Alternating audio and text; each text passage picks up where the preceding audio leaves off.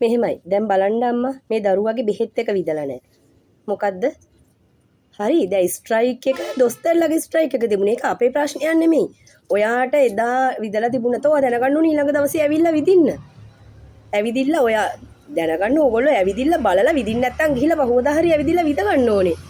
ඔයාලා රස්සාවල් කරන එක ඉතින් ගැටලුවක් කරගන්න බෑ. ළමයින්ගේ දේවල් ඔයාලා කරන්න ඕනේ නේද? අනික බලන්න මේ බාර අඩුයි.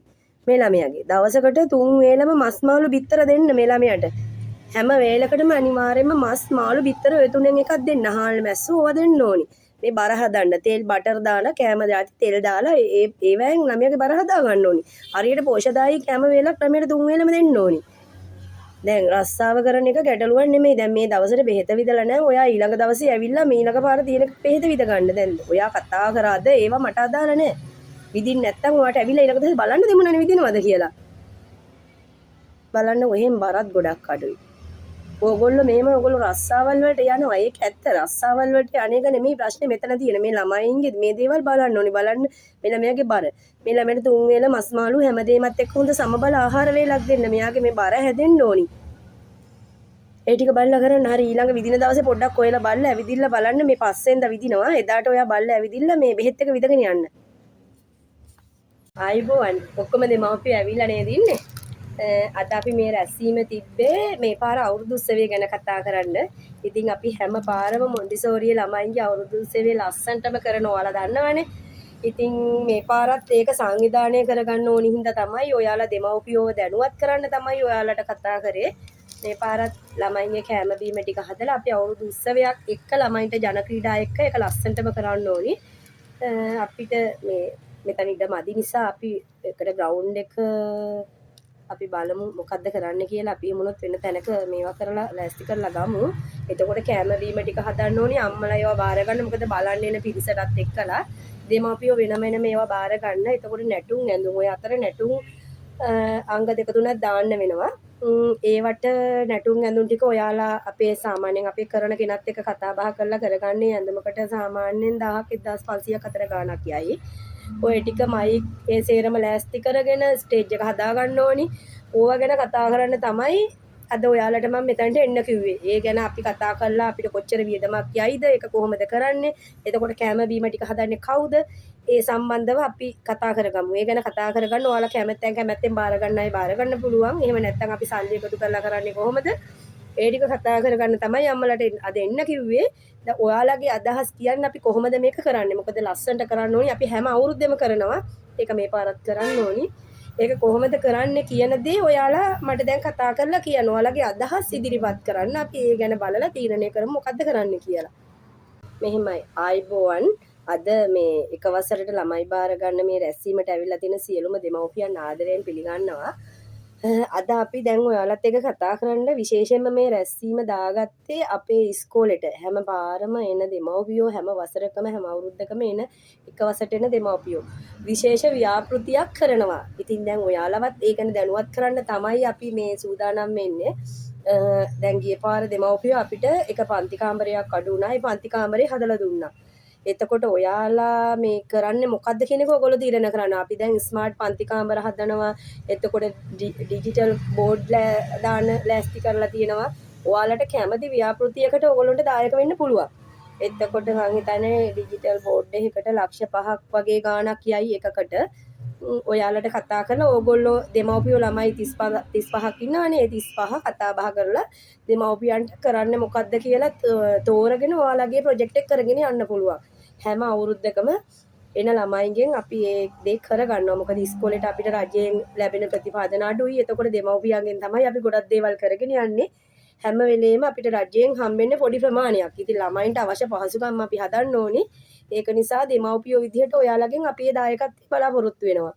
මම හිතනවා මේ පාරත් අම්මලා ඔයාලා අපිට සාර්ථක විදිහට අපිට එක ව්‍යාපෘතියක් අපිට කරලා දෙයි කියලා. මම හිතන්නේ එක්කෙනෙක්ගෙන් එක අම්මා කෙනෙක්ගෙන් 10000ක් විතර වගේ ප්‍රමාණයක් යයි. ඒ ගාණ එකතු කරලා ඔයාලා අපිට යම්කිසි ව්‍යාපෘතියක් කරලා දෙයි කියලා මම බලාපොරොත්තු වෙනවා.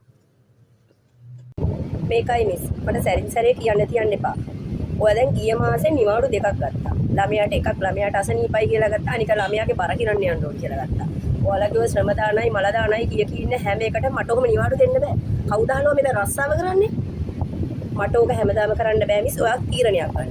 මෙහෙම නිවාඩු ගන්නවද ඔයා මෙහි රස්සාව කරනවද නිවාඩු ගන්නවද කියලා මම ඔක්කොද ගෙනල්ලා මේ වැඩ කරවන්නේ. ඕගොල්ලෝ නිවාඩු ගන්න විදියට මට මිනිස්සු අමුතුවෙන් ගේන්න වෙනවා මේකට දාලා රස්සාව කරවන්න. මේක මාර සෙල්ලමක් වුණානේ. ඕගොල්ලන්ගේ ශ්‍රම දානයි මල දානයි නිවාඩු දවස්වල තියාගන්න. මේක හැමදාම කරන්න පුළුවන් සෙල්ලමක් නෙමෙයි. ඔයා මම මේ ඔයාට දෙන අවසාන අවස්ථාව. ඔයා කැමති තීරණයක් ගන්න පුළුවන්. ඔයා මේකේ රස්සාව කරනවද නැද්ද කියන කෝ තීරණය කරන්න. මට හැමදාම මේ වැඩේ කරන්න බෑ. ඕගොල්ලන්ට නිවාඩු ලා මාසෙකට දවස් දෙක තුනක් නිවාඩු යනවා. මල්ලම කරදරයක් මේ ළමයි ඉන්න මිනිස්සු වැඩට ගත්තාම. එක්ක ළමයා අසනීපයි, එක්ක නැන්දම් අසනීපයි, එක්ක මීයා අසනීපයි. එහෙම නැත්තම් ළමයාගේ බර කිරන්නේ නැත්තම් ළමයාගේ ඉස්කෝලේ ශ්‍රම දානයක් නැත්තම් ඉස්කෝලේ රැස්වීම. ඉතින් ඕගොල්ලන්ට රස්සාව කරන්න දවසක් ඇත්තෙම නෑනේ. ඕගොල්ලන්ට හැමදාම වැඩනේ. එතකොට මම මොක්කු දාලාද මෙතන රස්සාව කරවන්නේ? ඔයගොල්ලෝ ඔය විදියට නිවාඩු ඉල්ලනකොට මගේ ඔය පොට තේරුම් ගන්න විශ්වයක්. මෙතන ආයතනයක්. එතකොට ආයතනික නීති රීති ටිකක් තියෙනවා. ඔයගොල්ලෝ ගෙදර ඒවා මොනවා විදියට පැලස් කරන්න. ඔයාලා නිවාඩු දවසක් දෙනවා නිරිතට. ඒ ඉරිදා දවස් ඔයාලගේ ශ්‍රම දාන අරවා මේවා ඒවා ඔයගොල්ලෝ ප්ලෑන් කරගන්න කොහොමද කරන්නේ කියලා. මට මෙතනින් එහාට ඔයාට කිසිම chance එකක් දෙන්න පුළුවන් කමක් නැහැ. ඔයා තීරණය කරන්න ඔයා කොහොමද ඔයාගේ රස්සාව කරගන්නේ කියලා. මට කිසිම chance එකක් දෙන්න පුළුවන් කමක් නැහැ. මේ විදියට මෙහෙම නම් ඔයා නිවාඩු ගන්නේ මට කරුණා කරලා ඔයා ගැන තීරණයක් ගන්න සිද්ධ වෙනවා. දැන් යන්න.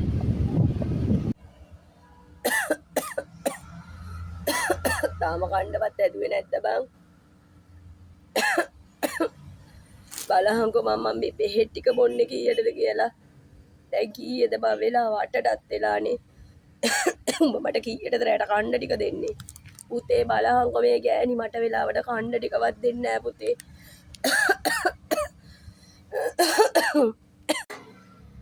මොකද්ද මේ අරන් තියෙන ලකුණු? ඇයි ලකුණු අඩුවනේ? අර කීයක් මම කොච්චර වියදම් කළාද මම ඕක කරන්නේ? ඉස්කෝල වලට දාලා අරහෙට ගෙවලා මෙහෙට ගෙවලා පන්ති වලට වියදම් කරලා මම කොච්චර දුක් විඳලා තමසලට උගන්නන්න. මම බඩට කෑම ටිකක් හරියට කන්න නැතුව මේ හැමදේම කරන්නේ. ඉස්කෝලෙන් අච්චර ඉල්ලනවා මෙච්චරක් ඉල්ලනවා පන්ති වලට අච්චරක් ගෙවන්න ඕනේ. තමසලට ඕක කරලා මට එපා වෙනවා. ඒ බලනවා කොච්චර මට එපා වෙලා සුදු මට මේ හැමදේම එපා වෙලා තියෙන්නේ. ඔක්කොම බලයල යන්න මෙතනින්.